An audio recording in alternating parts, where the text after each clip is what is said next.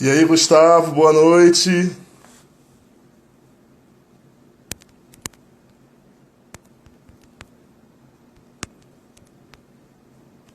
Deixa eu só preparar aqui tudo direitinho.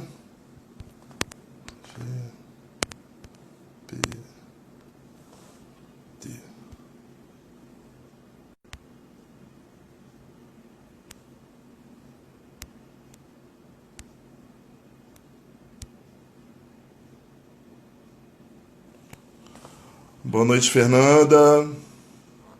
Boa noite, André. Tô com uma dificuldadezinha aqui só para colocar o nosso título. Boa noite, Letícia. E aí, pessoal, tudo bem? Tranquilo?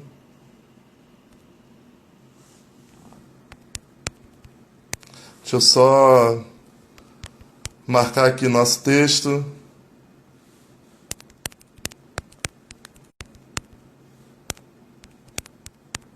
Boa noite, Amanda.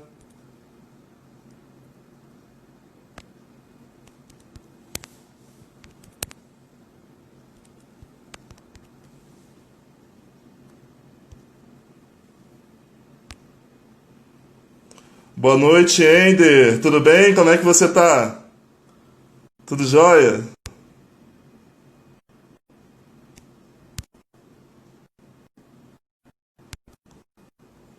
Pronto, consegui operar. Vamos aguardar aqui.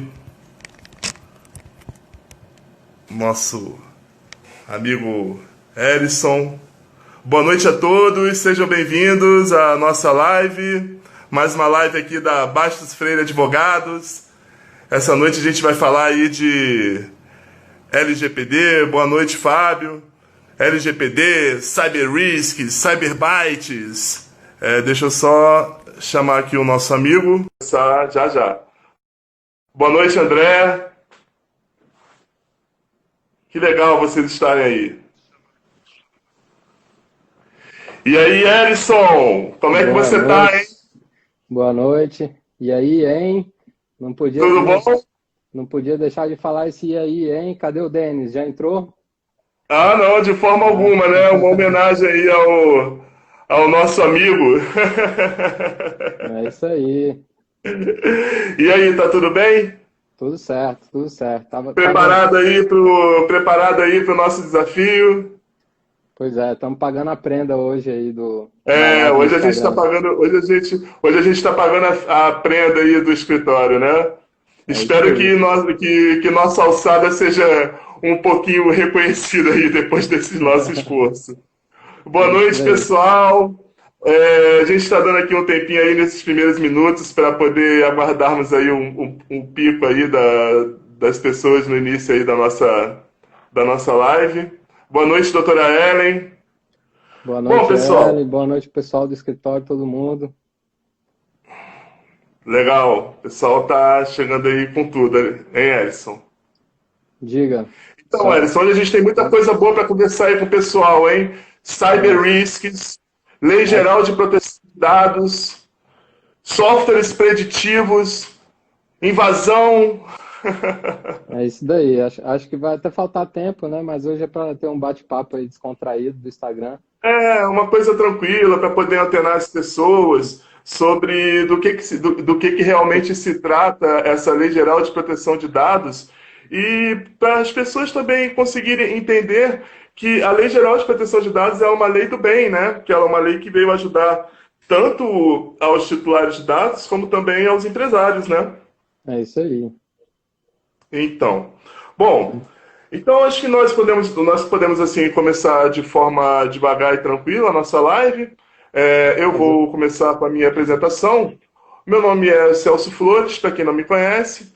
Eu sou advogado do Bastos Freire, do escritório Bastos Freire Advogados aqui no Distrito Federal. Sou especialista em direito digital e implementação em lei geral de proteção de dados. Bom, o escritório Bastos Freire é um escritório full solution.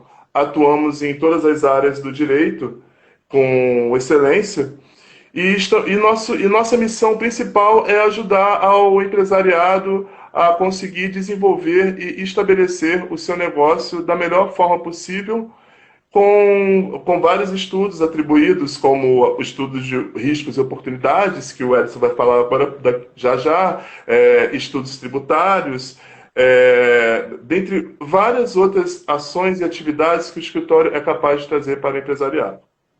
Bom, enfim, estamos aqui essa noite para poder falar a respeito de LGPD e eu gostaria que o Edson também se apresentasse um pouquinho, falasse a respeito do currículo dele, né? E desde já eu queria deixar aqui registrado que o Edson, quando do escritório, ele é a pessoa que eu mais me sinto à vontade de conversar, porque ele é a única pessoa do escritório da área de TI. Então, ele consegue entender as coisas que eu falo. Então, assim, eu acho isso muito bacana. Mas, enfim, Edson, fala aí um pouquinho para nós de você e vamos lá, né, começar aí com essa grande explanação a respeito de riscos e oportunidades, né? Não, legal. Para quem não me conhece aí, que já está entrando, acho que tem muitos aí, alguns amigos, né, já me conhecem, né? Eu sou, primeiro, acho que falar que sou pai de gêmeas e para estar aqui nesse horário hoje foi uma luta, né? Além dessa luta de estrear na live do Instagram. Mas minha Sim. formação é engenharia da computação, né? Comecei aí na TI antes, inclusive, dessa formação, né? E minha pós-graduação é em finanças. E é isso daí, a gente vai falar um pouquinho depois de um longo tempo aí de experiência aí em diversas áreas, né? Sou empresário também e por conta da minha esposa eu entrei aí no ramo do seguro também, né? Ela é bastante conhecida aí. Nós temos vários parceiros corretores de seguros. Nós não sou, né, corretor de seguros. Nós atendemos a corretores de seguros, ajudamos eles aí a melhorar a proteção dos seus clientes, diversificando o tipo de proteção dentro dessa área, né, de seguros. Certo. E no escritório Bastos Freire, eu sou um parceiro institucional e sou responsável Exatamente. aí por essa área aí de análise de riscos e oportunidades. E como o Celso já falou no começo, sobre a questão do Full Solution, né, do escritório. Quem já teve a oportunidade de entrar no site do Bastos Freire, quem não teve, entra lá, dá uma conferida. A gente fala um pouquinho sobre essa questão do Full Solution. A gente sai um pouquinho desse lado do escritório de advocacia tradicional que está ali só para atender a dor do cliente, né? A gente ajuda aí o Sim. cliente a se prevenir, né, de ter qualquer imprevisto. Né? Temos o E formato disruptivo. Exatamente, né? Como se diz aí, a advocacia 4.0, né? Nós somos um exemplo disso. Então, o nosso querido doutor Alexandre, não sei se já entrou aí, Não, ainda não entrou não. Ainda não. Mestre. Nosso líder, vamos dar um abraço na hora que ele entrar. Né? Um abraço de longe, nesses tempos de pandemia que a gente tem vivido. Muitas pessoas aí entrando que a gente não vê, né, pessoalmente há muito tempo. Então, vou falar um pouquinho, né, dessa questão de riscos e oportunidades, começando primeiro oportunidades, porque os riscos... Sim, claro, a parte mais bacana, né? O risco a gente vai explanar um pouquinho, que tem a ver tudo aí com a LGPD, essas questões dos dados, né, cada dia mais aí virando risco aí para as empresas. Mas a parte da oportunidade, ela é a mais legal, porque a oportunidade a gente tem passando na nossa frente o tempo inteiro, né? Sim. E a gente precisa agarrar essas oportunidades, né? E um diferencial de ter a nossa assessoria aí do escritório é ajudar o cliente a vislumbrar nessas oportunidades dentro do seu próprio negócio. E para se fazer isso, a gente, né, tem esse serviço de análise de dados dos clientes, né, ajudando o cliente a identificar ali dentro dos seus dados as oportunidades para faturamento, né, melhoria de faturamento, aí a oportunidade também a prevenção de riscos, né? E hoje em dia tem muitas pessoas que no nosso país a cultura do seguro ela não é muito ativa, né, no nosso país. É verdade. Então, tem muita gente que até tem seguro, mas muitas vezes não sabe se está coberto, porque ele contratou um seguro, não teve uma assessoria muito bem feita e às vezes ele está pagando por um seguro que não cobre ele, ou às vezes ele está pagando por coisas que ele não vai precisar também. Então, tem uma série de fatores aí que são fáceis da gente identificar aí com a simples análise de dados da empresa. E aí vamos agora para o lado do risco, né? Que uma coisa que eu queria falar, já tinha falado isso para o Celso, falei, não, vou falar na live. É a questão do que é uma empresa, né? Então, assim, de maneira simples, bem simples, resumida em 3 palavras, né? Uma empresa, na minha concepção, e não sei se eu escutei isso em algum lugar, mas por experiência de mercado e várias empresas aí que a gente já teve como cliente, que são clientes nossos, se resume em 3 palavras, né? Que é risco, estratégia e pessoas, né? Certo. Então, risco a gente está exposto, né? Não tem jeito, tanto a fatores internos como fatores externos, né?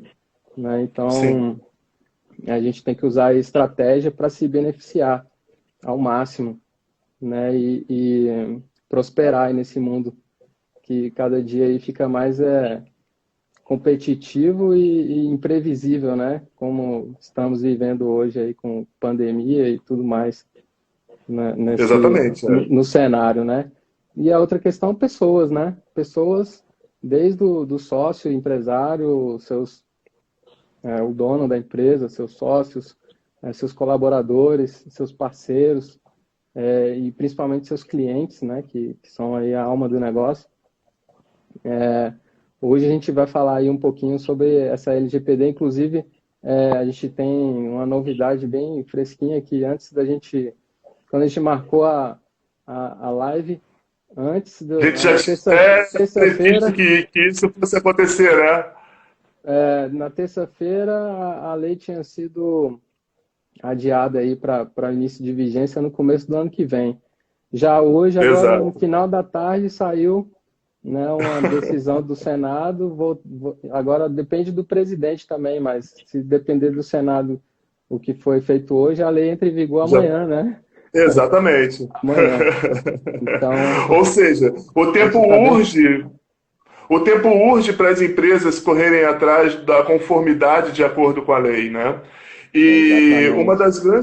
uma das grandes benéfices que a Lei Geral de Proteção de Dados faz é exatamente a minimização de riscos junto ao empresário.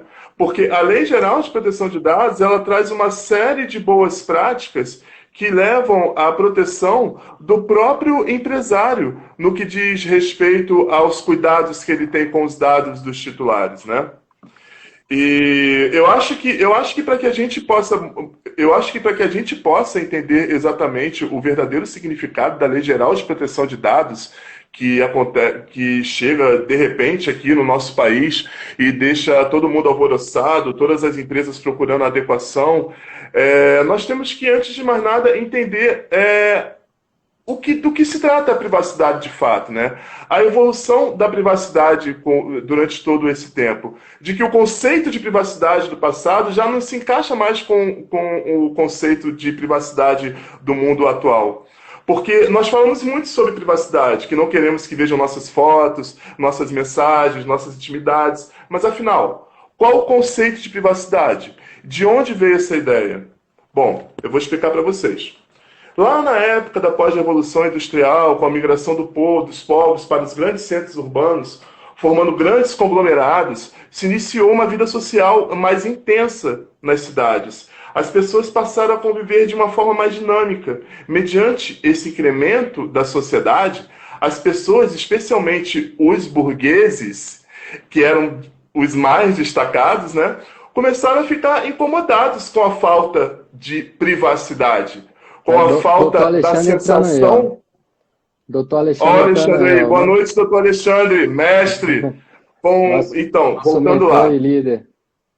Sim, sei. Mas então, voltando lá, com relação na época da pós-revolução industrial, com a migração então do povo, né, para os grandes centros urbanos, iniciou-se uma vida social mais intensa, onde as pessoas, né, passaram a conviver de uma forma mais dinâmica e, especialmente os burgueses, com essa dinamicidade, começaram a ficar incomodados com a falta de privacidade, com a falta da sensação deles estarem sós, para fazerem o que bem entenderem, sem que saíssem nos jornais notícias ou fotos sobre suas intimidades de uma forma geral.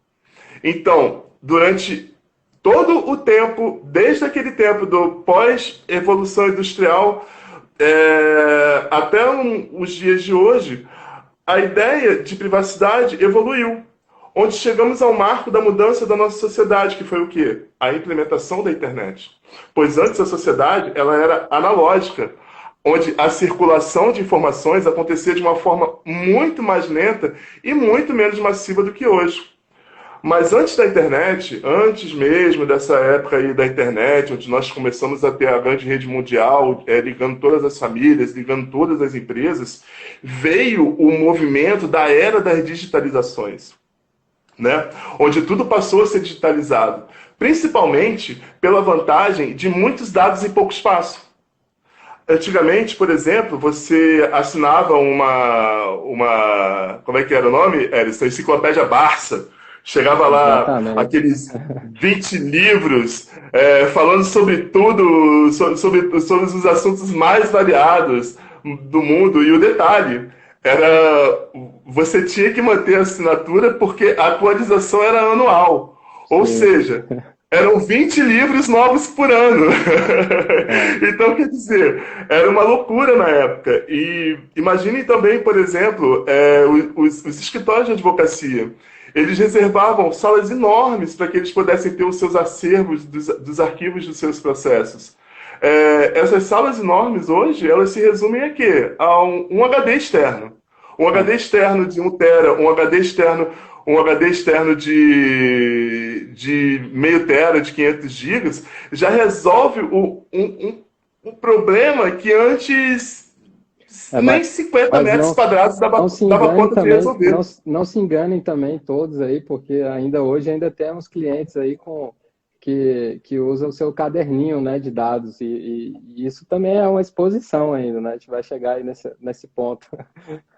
Ah, sim, com certeza. Então, com a chegada da internet, as informações que antes eram só digitalizadas, elas começaram a se propagar com mais intensidade, dando às pessoas muito mais acesso às informações sem qualquer controle, certo? Então, o que acontece com esse incremento da internet junto com a digitalização dos dados? Ocorre que o fluxo das informações se tornou mais forte que o poder sobre o fluxo dessas informações. Disquetes, tem gente falando aí sobre disquetes aí, ó, no... Ah, né? Bom, eu lembro do disquete de 3,5, do disquete de 5 um quarto, disquete de 5... Tem alguns advogados novos do disquete de 5,5. Nem conheceram, né, os disquetes.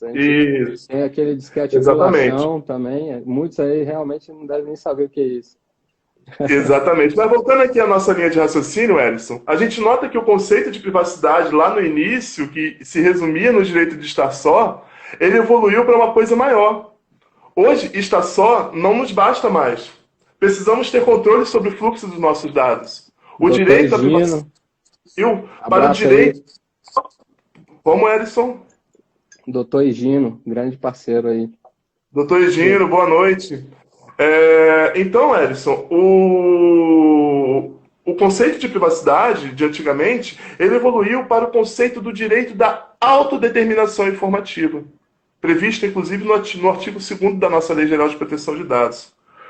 O direito de autodeterminação informativa é o direito que todos os titulares de dados temos sobre nossas informações, sobre os fluxos de nossos dados, sobre como os nossos dados estão sendo utilizados.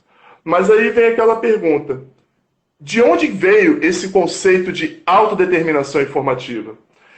Uma coisa que tem que se deixar muito clara é que essa discussão de privacidade, essa discussão de proteção de dados, elas, embora tenha chegado agora há pouco tempo no Brasil, a gente começa a escutar um burburinho de 2 anos e meio para cá, mas ela já começou a ser discutida há 28 anos atrás, em 1982, na Alemanha, quando foi instituído a Lei do Censo.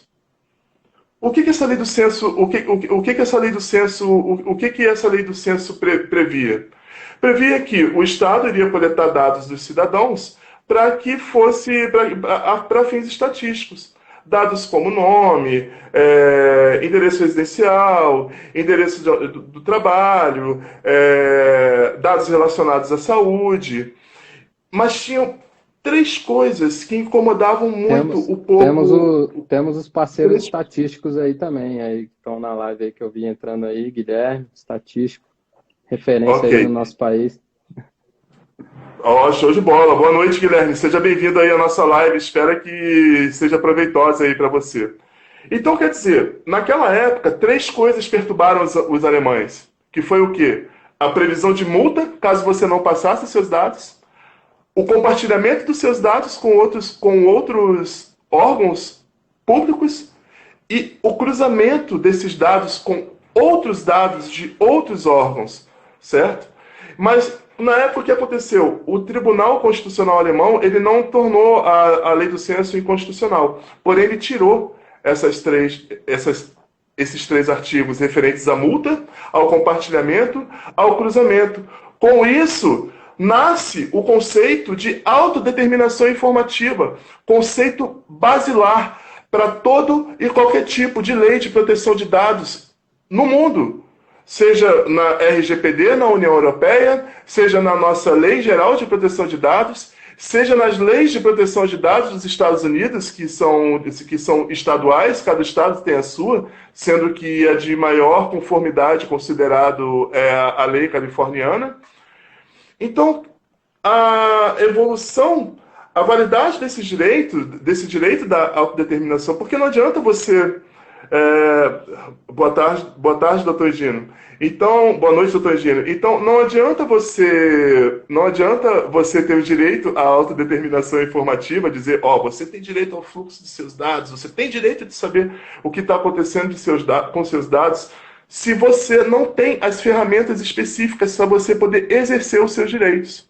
Entendeu? E essas ferramentas específicas, Edson, elas estão determinadas no capítulo 3 da Lei Geral de Proteção de Dados, que são assim direitos simples e até bem intuitivos, que seria o direito de acesso aos seus dados, o direito de retificação, de conserto dos seus dados, direito de apagamento de dados, a portabilidade, de confirmação de tratamento de dados. Assim, deixar uma coisa bem clara. O que é tratamento de dados, tá, pessoal? Tratamento de dados, ele pode ser um armazenamento, ele pode ser um cruzamento, ele pode ser apenas uma utilização para fins estatísticos. Então, tudo isso é o conceito de armazenamento de dados, que inclusive está lá no nosso artigo 5º lá da LGPD.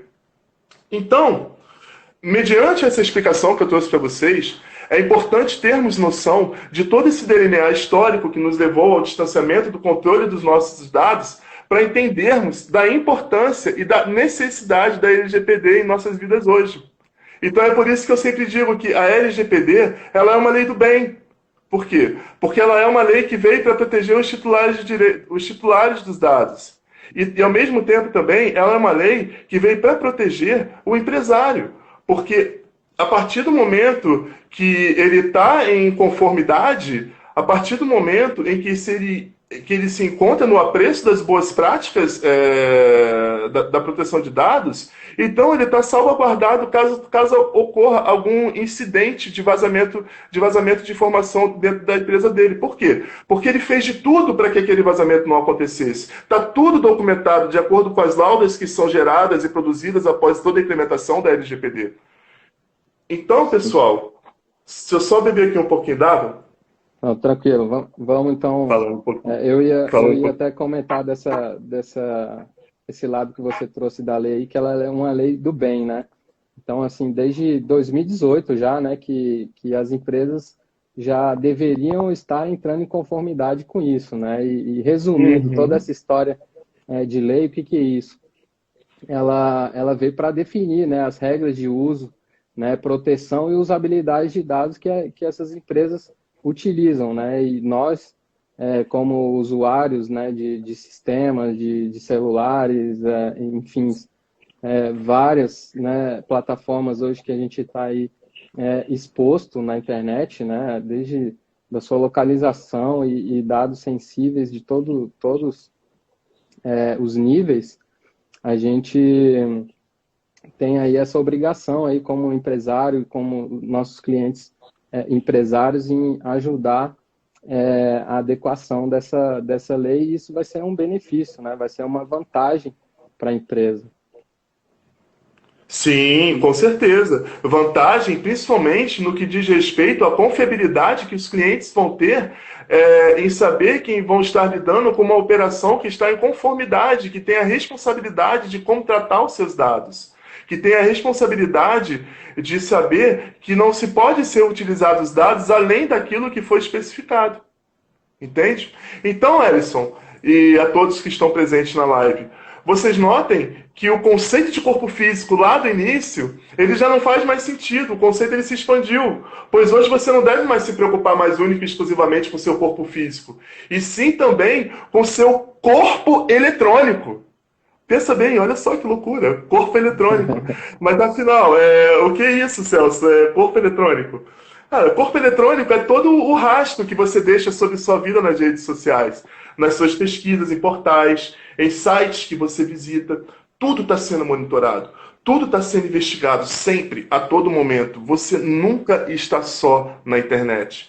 Esses rastros deixados na internet, eles são de extrema importância, pois são totalmente vinculados à sua personalidade, à sua pessoa, a coisas suas que você não quer que outras pessoas saibam, ao seu comportamento, às suas intimidades, onde Vou softwares compartilhar preditivos...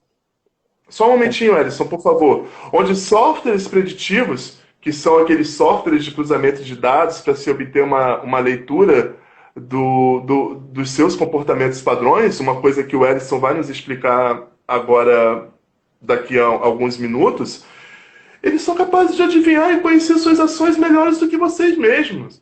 Porque vocês não estão ligados o dia inteiro nas suas ações, vocês não estão ligados o dia inteiro nos mínimos detalhes que dos padrões da sua vida. Exatamente, Alexandre. O Google ouve tudo. Inclusive, eu ia falar um pouco sobre isso aí. Então, assim, note que com os rastros deixados... Então, note que com os rastros deixados na internet, a capacidade que os softwares preditivos têm de conseguir adivinhar os seus comportamentos padrões é um nível de invasão absurdo, que se não houver uma regulamentação para isso, assim, nós estamos perdidos realmente, entendeu? Então, assim, para que tenhamos um Estado democrático de direito, temos que ter cuidado para que nossos dados não sejam utilizados contra nós, entendeu? Especialmente os dados sensíveis, que são aqueles capazes de causar qualquer segregação ou qualquer discriminação. Dados sensíveis como, por exemplo, o seu fator RH, reconhecimento facial, que inclusive é proibido no Brasil, dados sensíveis como a situação da sua saúde, se você é inscrito em algum conselho de classe. Todos esses dados que podem te gerar algum tipo de discriminação, algum tipo de segregação, quando eles vão ser utilizados, inclusive, e que nós temos lá um dos fundamentos jurídicos, que é o fundamento da concessão, essa concessão ela não pode ser feita de uma forma genérica, ela tem que ser feita de uma forma específica, para que a pessoa tenha plena consciência de que aqueles dados dela vão ser utilizados.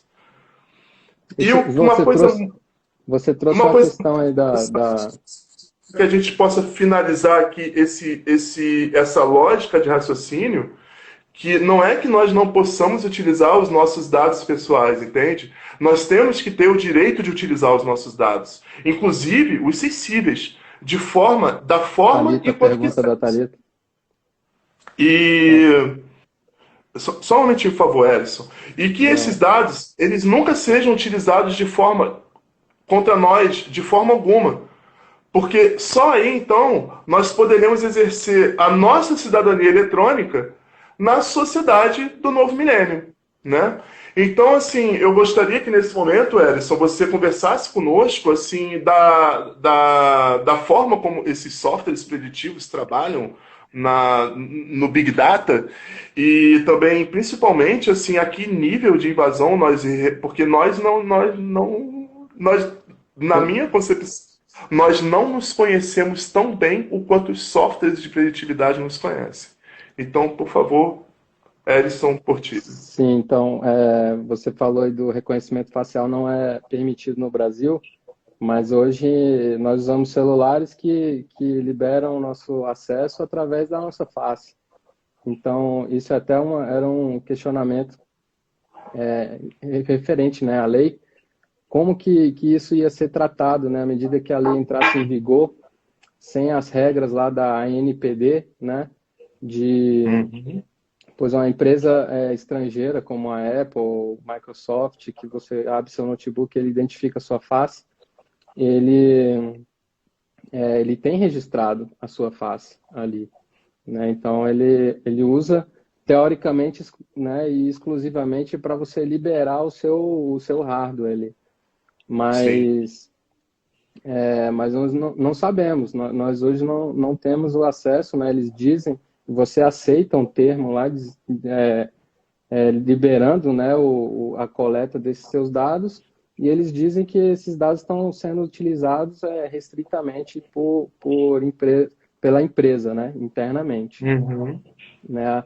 A Thalita perguntou como que são manipulados nossos dados aqui, principalmente na área de seguros, né? Hoje você contrata um seguro, você passa para o seu corretor ali uma série de informações para ele passar esses dados para uma seguradora, a seguradora faz a cotação e devolve isso para o usuário. Né? A Uhum. obrigação e a conformidade, né, que esses corretores de seguros vão ter que ter a partir de agora excluir esses dados, né, a partir daquele momento que ele já te apresentou a cotação e muitas pessoas não fazem isso ainda, né? Então é um momento delicado aí e, e que vai ter que ser pedido, né, essa permissão para o armazenamento, porque hoje o corretor de seguros ele vê os dados, né, de clientes como a lista dele de clientes. Muitos Inclusive armazenam os. Muitos armazenam em uma planilha de Excel no seu notebook, né? E estar em Aham. conformidade hoje é você ter isso registrado lá, que você tem aqueles dados, né, no notebook, né, que está Uhum. sujeito a ser, né, extraviado ou alguma coisa nesse sentido, né? E esses dados vazarem de alguma forma. Então, isso é um assunto muito delicado, né, que a gente tem cada vez mais aí tentado orientar para que todos entrem em conformidade e que esses dados sejam excluídos se você não for utilizar, né, esses dados para algum fim, que seja só para cotação e o atendimento ao seu cliente.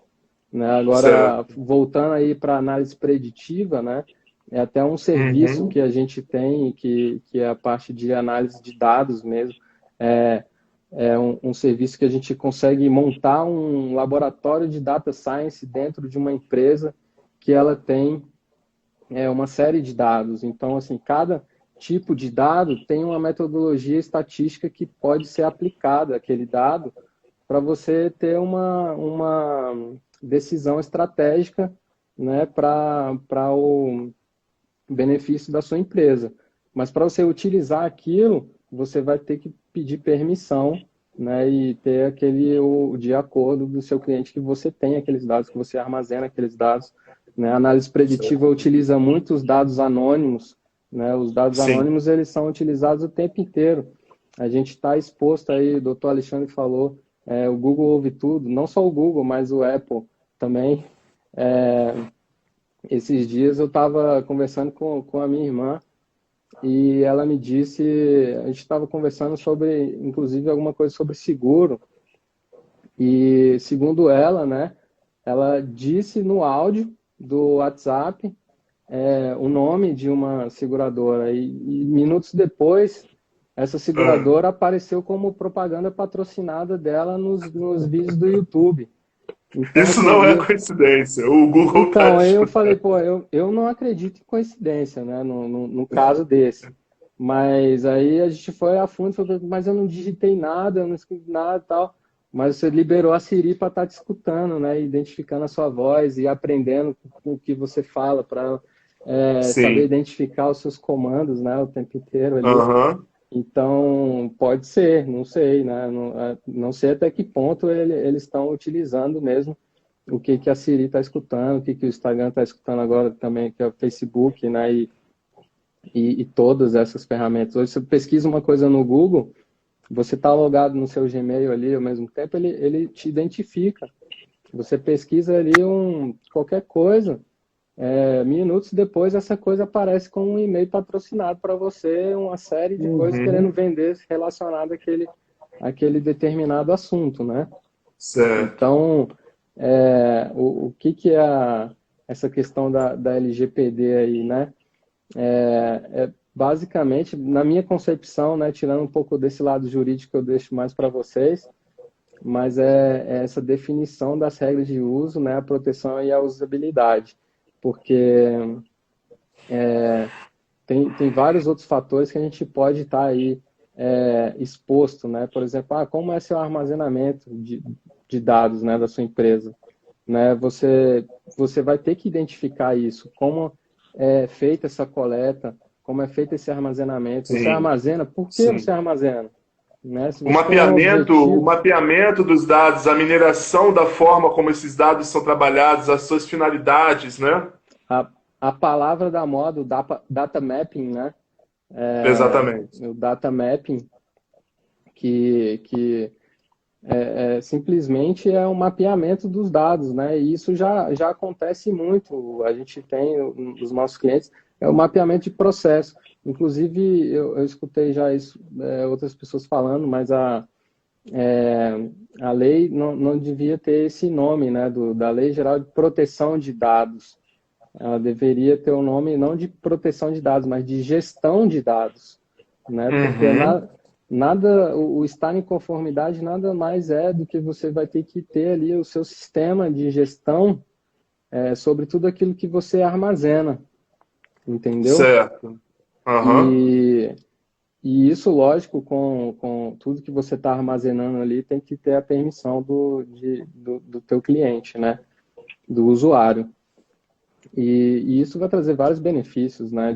É um mapeamento de processo. Quando você entende o processo da sua empresa, quando você vê aquilo, né, como tudo está sendo utilizado lá, você consegue identificar onde estão os riscos, né, as vulnerabilidades, se você realmente está exposto, e é difícil hoje no nosso mundo não estar exposto, né? Eu tenho alguns exemplos que eu já Difícil. passei, né, Até porque como a gente está sempre usando a internet, essa ideia de que de você estar sozinho ali navegando é que te traz a maior exposição de vazamento de seus dados, porque exatamente pelo fato de você estar se sentindo sozinho, que você acha que pode fazer tudo, você não está nem aí com relação para onde você deixa os seus rastros, não é verdade? É verdade. A Thalita fez uma pergunta mais para cima aí, eu não sei, eu não peguei, eu só peguei agora o que está escrito. Esse tipo de situação segue permitida? Thalita, se tu puder mandar agora de novo aí a pergunta, mas não sei a que ponto que ela perguntou aí se é permitido. Mas Uhum. tem um dado assim, interessante que eu peguei, né, para compartilhar com vocês, que é da Sim. Symantec, né, daquele antivírus Norton também, que o nosso país é o segundo maior com crimes cibernéticos, né? E tem um nome assim que não é técnico, mas talvez alguém já tenha escutado, que é o ransomware, né? Que Uhum. nada mais é que um sequestro de dados. Então, isso hoje é um dos casos aí que são mais rentáveis para os hackers, né? Eles dão um jeito de invadir a sua rede, né, travar tudo pegar aqueles dados, né, sequestrar e pedir ali um valor X para poder liberar e você continuar a operação na sua empresa. Enquanto isso, você está parado ali. Então, imagina o prejuízo que isso pode trazer, né, e a dificuldade, né, estar em conformidade, você vai ter que comunicar a todos aqueles clientes que você teve esse vazamento de dados, que os dados desses clientes foram expostos, né, Sim, tomar as medidas o mais rápido possível com as autoridades sim. para remediar isso, né? E muitas vezes as empresas acabam pagando para voltar à operação, né? Por isso que é bem rentável aí para os hackers esse tipo aí de atividade criminosa. Sim. Uma coisa que a gente tem que deixar bem claro é que a Lei Geral de Proteção de Dados ela não é única e exclusivamente para sistemas informáticos. As pessoas elas trabalham de várias formas com seus dados. Tem pessoas que utilizam computadores com uma planilha de Excel, tem pessoas que utilizam grandes bancos de dados e tem até mesmo as pessoas que utilizam seu caderninho, que anotam ali os dados dos seus clientes. Vou, O vou fazer grande. uma pausa, faz A uma grande pausa aí, Celso. A pergunta da Thalita, né, que era a questão do rastreamento das conversas, né, que fazemos com o Google, escutando. Hoje Uhum. até temos os nossos próprios carros, né, que já são ligados a sistemas de telecomunicações.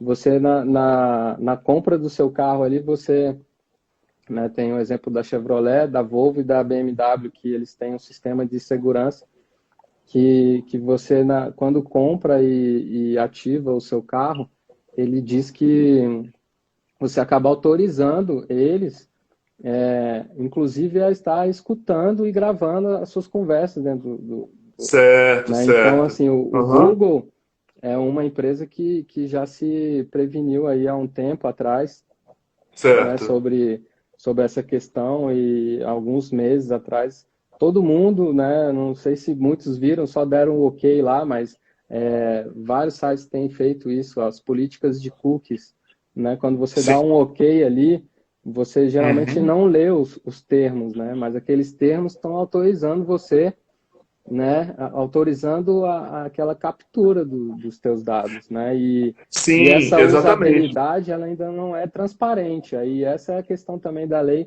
que ela está obrigando as empresas a entrar em conformidade e colocar isso como transparente, né, para o cliente, né, não só ter aqueles termos gigantes, né, de texto que você tem que ler ali, e eu já li vários deles, né, que dizem ali, autorizando o armazenamento, né? E eles dizem que essa usabilidade é restrita somente a eles, né?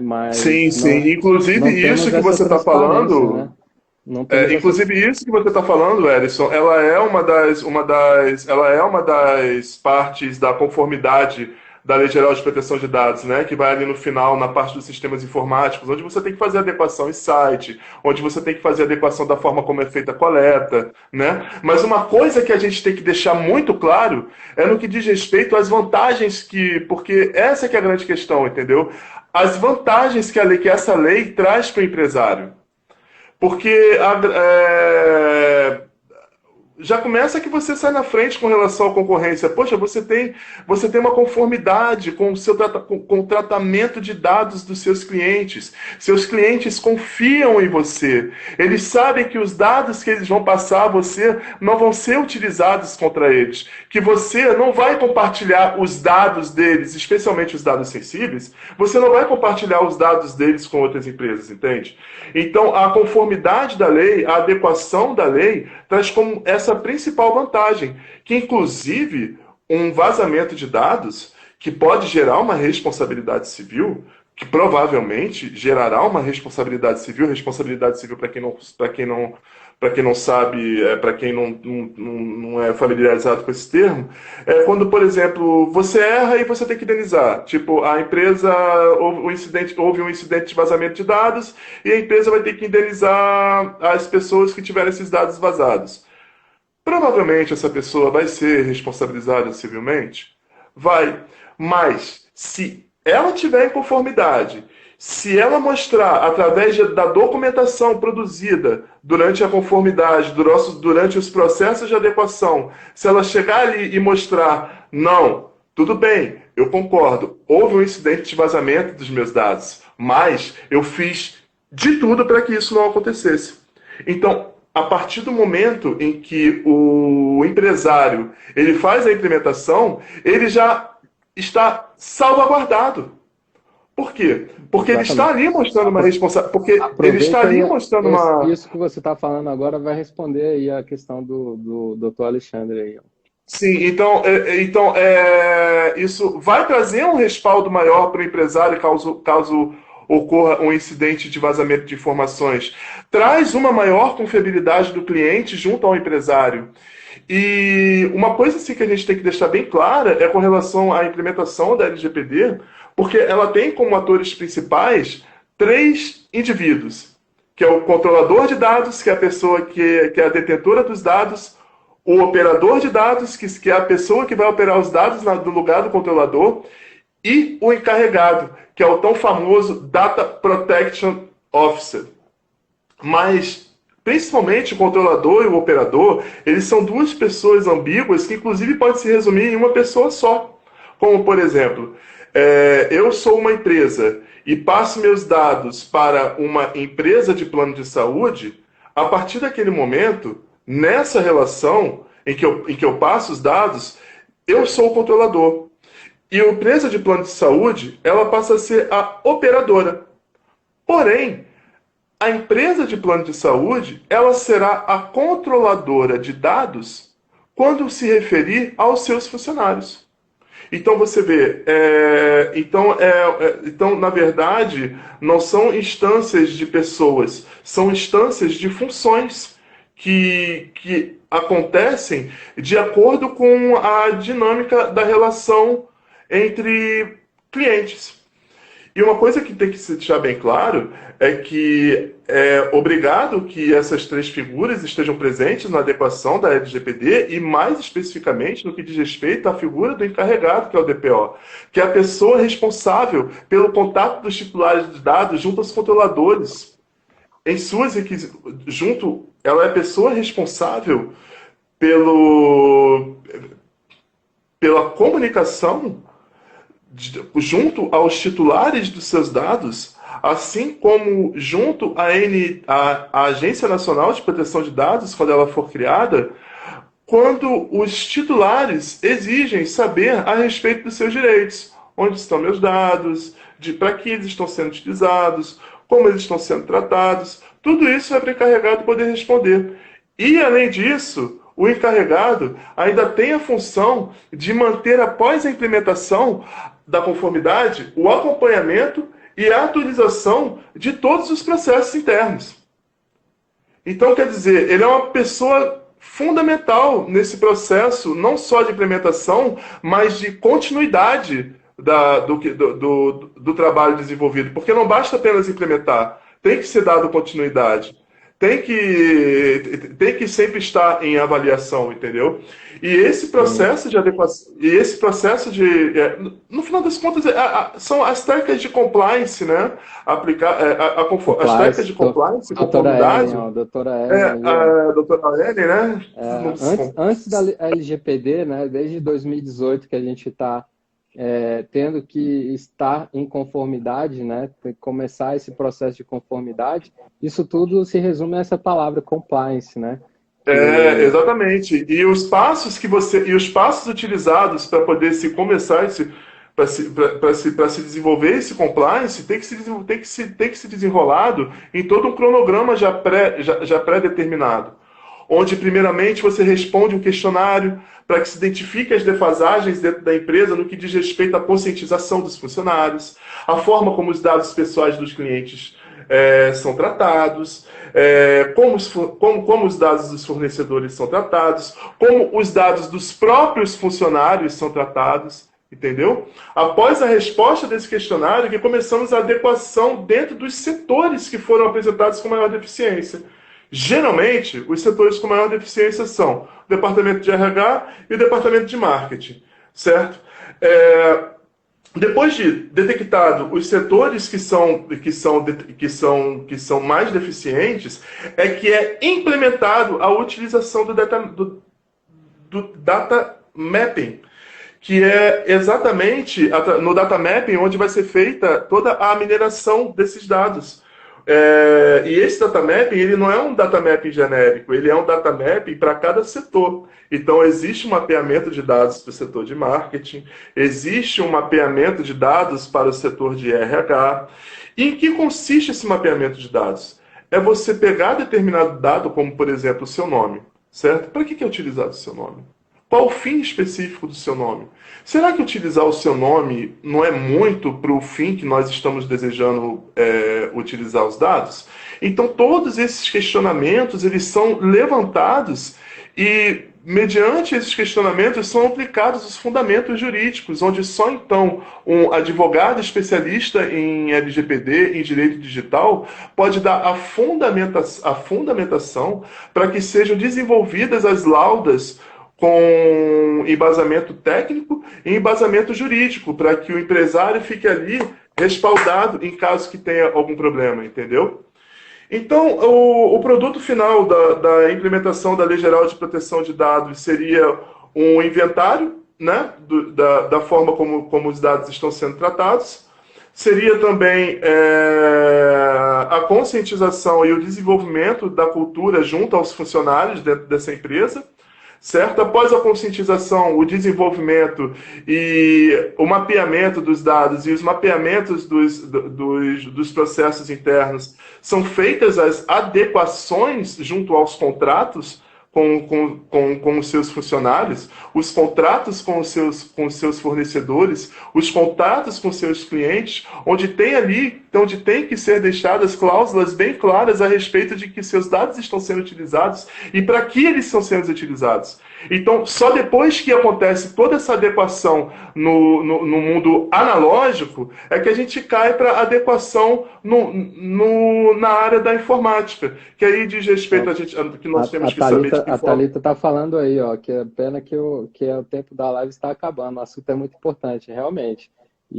Exatamente. Mas então, só para a gente poder finalizar aqui, Edson, para que eu possa te passar a bola, então é importante que no final de tudo, com todos esses respaldos, com todas essas documentações, com todos os processos, todos esses procedimentos guardados e anexados, o empresário ele está ali salvaguardado de qualquer problema que ele venha a ter. Entendeu? Então, é muito importante a implementação da Lei Geral de Proteção de Dados nas empresas. É muito importante a Lei Geral de Proteção de Dados para os titulares desses dados. Entendeu? E isso é um assunto de tão grande importância que existe um produto na área de seguros, que é o produto de Cyber Risks, que o Edson vai falar agora, que inclusive você não consegue nem ter acesso a esse produto se você não tiver conformidade, aplicando as boas geral de proteção de dados. Vamos lá, Edson. Vou tentar falar bem rápido. Da Cyber Risks, a gente tem 6 minutos aí, mas vamos lá. Assim, né, para você conseguir um seguro, né, que te deixe protegido contra isso, primeiro você tem que estar em conformidade. Não basta você chegar numa seguradora e falar, não, quero contratar isso para me proteger. Não, você vai ter uma série de requisitos que você vai ter que preencher para poder ter aquilo. Né? Eu tenho até um exemplo, vou tentar falar bem rápido e exemplificar, mas acho que... Calma, não engasga não, fala tranquilo. Algumas coisas que aconteceram já, acho que 1 ou 2 anos atrás, eu como cliente mesmo daquela rede Marriott, né, dos hotéis, eles tiveram um problema de vazamento de dados e isso apareceu até no Jornal Nacional. Então, assim, o que eu contemplaria um seguro desse, né? Ele ajudaria você com os custos de notificação na imprensa, né? Seria uma das coisas, inclusive o próprio pagamento de multas, né? Para questões de alguns usuários, né? Que se sentiram lesados por conta daqueles dados ou aconteceu alguma coisa referente àqueles dados que foram vazados, né? E assim, a responsabilidade pela segurança dos dados em Uhum. caso de uma violação de segurança, né, dessa. E tem todo um aparato técnico, né, que você precisa Certo. e inclusive ressarcimento por lucros cessantes, né? Às vezes você tem um problema desse que ele para a operação da sua empresa, né? Ele Verdade. te bloqueia A toda a sua maioria rede. das. Ainda Então, mais assim, se cair. para se contratar um seguro desse não é simples, ele depende de toda essa assessoria nossa, dessa implementação mesmo, na cultura da empresa, em como tratar aqueles dados. Ela tem que identificar se ela precisa realmente daqueles dados, né, se ela utiliza para um determinado fim, e caso ela não precise armazenar, se ela não for usar aquilo por alguma questão estratégica da empresa, com o aceite dos clientes para que isso seja feito, né, ela tem que eliminar aqueles dados. Né, e Uhum. tudo isso tem que fazer parte do sistema de gestão dela. Né, ela como se é adicionar um módulo de gestão dos seus dados dentro de toda a sua operação. Então, isso tudo aí é assunto aí para a gente tratar particularmente aí com o pessoal, todo mundo que assistir essa live tá aberto a entrar em contato com a gente para a gente Sim. esclarecer melhor, né, sobre essas situações, mas ela depende não de toda essa parte, né, jurídica, que ela é uma das mais importantes, que envolve todo o compliance, né, da empresa, como a própria cultura da empresa, né? A gente tem que entrar e orientar essa empresa a se adequar, né? E isso vai ser uma vantagem para ela, vai ser um conforto para os clientes dela saber que o cliente saber que aquela empresa ela está em conformidade com a lei, como Sim. essa O transparência da conforto, você usabilidade. disse tudo, o conforto, a tranquilidade. Exatamente. Então, basicamente é isso. Tem alguma pergunta? Eu acho que a gente vai cair em 2 minutos, talvez. Eu acho que, infelizmente, Eu nós não tentei. vamos ter tempo aí mais para perguntas, né? A gente queria agradecer a todos aí por essa noite, por nos dar a chance aí de explanarmos os nossos conhecimentos, explanarmos as nossas ideias. Muito agradecido aí aos nossos companheiros de trabalho, agradecido aí a todas as pessoas que entraram nessa live, que nos ajudaram, que participaram dessa discussão bacana. E queria convidar vocês para a nossa próxima live da semana que vem, que também irá acontecer, que nós já estamos aí já, né, nessa sequência semanal. E é isso, pessoal. Muito obrigado, muito agradecido pela atenção. Ó, o Que vocês Guilherme, tenham. Guilherme Estatístico aí, ó, dando um tchauzinho aí. Ele é o cara do Tchau, Data Guilherme, Science. tudo de bom. O cara do Data Science, o cara que tem acesso a vários dados, e isso é uma questão importante dos dados, né? Não colocando medo, né, nessa questão da cultura de dados, mas os dados eles são importantes a gente trabalhar dentro da Rápido, Ellison, empresa. vai cair. A gente tem que Uhum. trabalhar esses dados dentro da empresa para refletir no seu faturamento, vai refletir em várias questões importantes para a sua empresa, né? A gente depende muito da pergunta do empresário, né? Ele Isso geralmente, se aí. ele conhece o seu negócio, ele vai saber ali Isso aí. o que está na cabeça dele, e a gente vai ajudar ele a identificar o que daquilo realmente faz importância dentro, seja no faturamento, ou seja em alguma dor que ele está tendo ali dentro da empresa, para identificar o que fazer para melhorar aquilo. É isso aí. Então é isso, pessoal. Boa noite. Muito obrigado por tudo. Erison, muito obrigado. Muito agradecido. Boa noite, pessoal. E fiquem com Deus. Tudo de bom. Grande abraço.